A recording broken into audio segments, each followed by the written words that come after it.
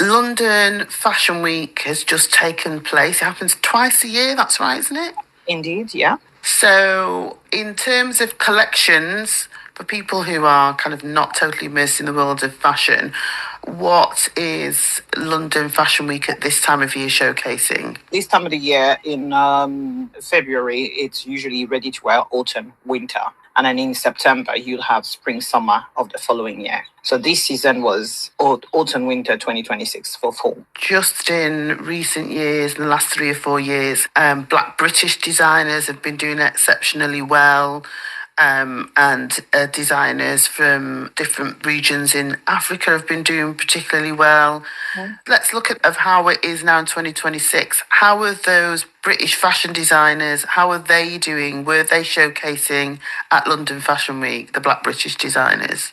There were actually many, more than previous season, I should say. Standard names included a designer I like very much called Tolu Cocker. She is a British Nigerian designer, and she's also a LVMH Prize finalist last year, and this year I believe King Charles III attended her show. It's quite symbolic. So she is definitely one I have been watching for the past few years and incredibly talented.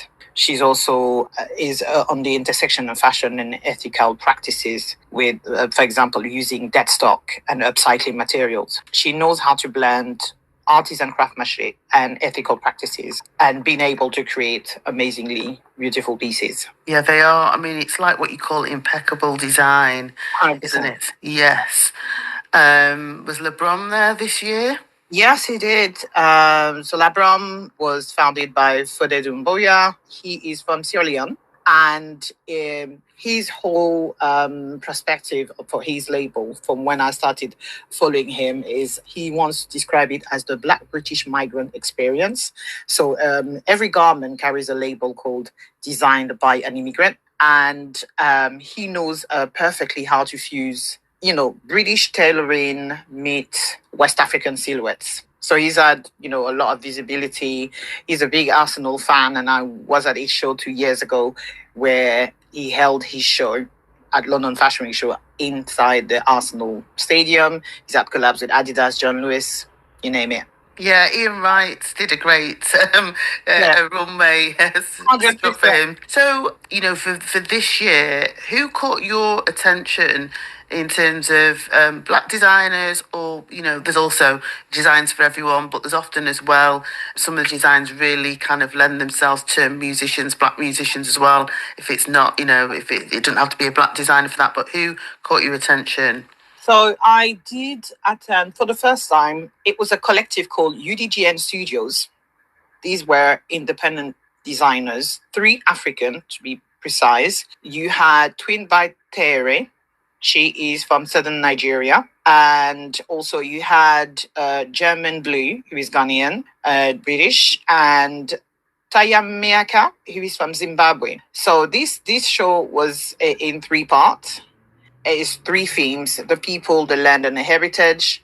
So Twin Bataere, who is the founder of the UDGN, which is not only a collective, but also a platform that supports African designers, give them advice on PR and, how to commercialize their brand and everything else. So I thought it was really interesting to see the threefold of the show. If I go for Twin has, she explored wedding traditions in southern Nigeria and, things like ceremonial garments and everything else and how it was constructed. It was absolutely beautiful.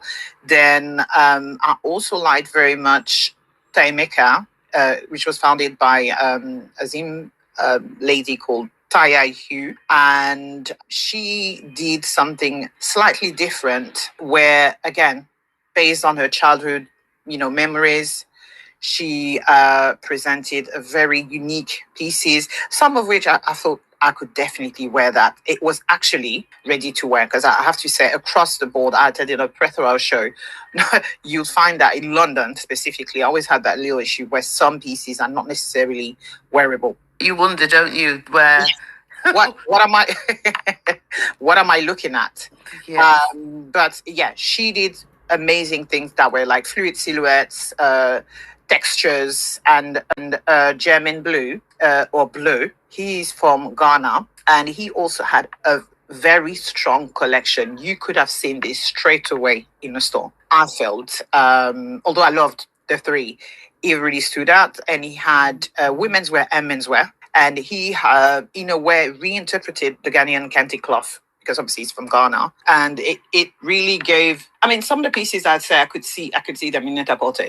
It really gave high-end, reimagined couture. Can I just ask you though, sometimes people might think that they don't follow fashion, and then one of these designers will decide to do a collaboration with H&M, or they're installed at a Top Shot's coming back, but they'll be installed there, and then people suddenly realise, why there is this appeal and there's a rush to get these designs.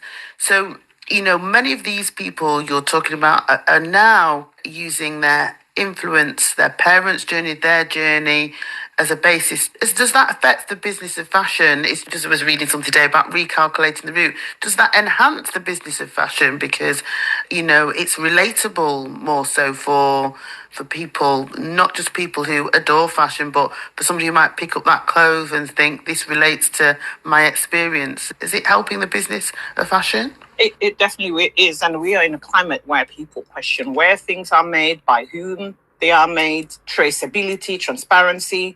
People want to understand who is behind a brand more and more so than before. I mean, either thanks for social media and conversation around sustainability and everything else, people like authenticity and want to relate, sometimes also to the person that is behind a particular garment, whether it means menswear, women's wear, or even jewelry for that matter. People care also about the storytelling. So it will add a new heap of people who probably initially may not have been interested into fashion. So yeah, it can only benefit the business of fashion in that regards. And so really, the designers, are doing well. In terms of creative industries, it's been quite tough, but fashion design, would you say, is still I know that some of these designers are working on with very small teams and working really super hard, but would you say that this is one area that it's still financially rewarding as well, and is also giving back, on a good scale? I mean, financially rewarding, I think, whilst it can be challenging for smaller brands or independent brands who may not have, a machine behind them. Like I said, there's definitely a market for people who want things that are not for the masses. There's mass market, yes, there's fast fashion, but there's also a market for slow fashion and going back to authentic pieces, unique pieces, limited edition, which is why you see even vintage market booming, people using things that have been upcycled or transformed. We are definitely in an era where people have, of course, a lot of choices, but can make more informed decision in what it is they're trying to invest, and having things that they know they can keep for a long time, as opposed to, wasting constantly. We're not doing enough, but I think consciousness and sustainability and all those conversations that have been opened since, I would say, the post-COVID era, have definitely opened the eyes of many people and consumers. We know fast fashion is there, and it's sadly not going to go. But there's definitely room for the indies and for slow fashion, quiet luxury, if you will, for that section of that spectrum of the fashion industry. Oh, and if I wanted to do I would say one highlight as a non-African designer, but who caught really my attention because I've been following his journey for the past 3 to 4 years. He's Taiwanese.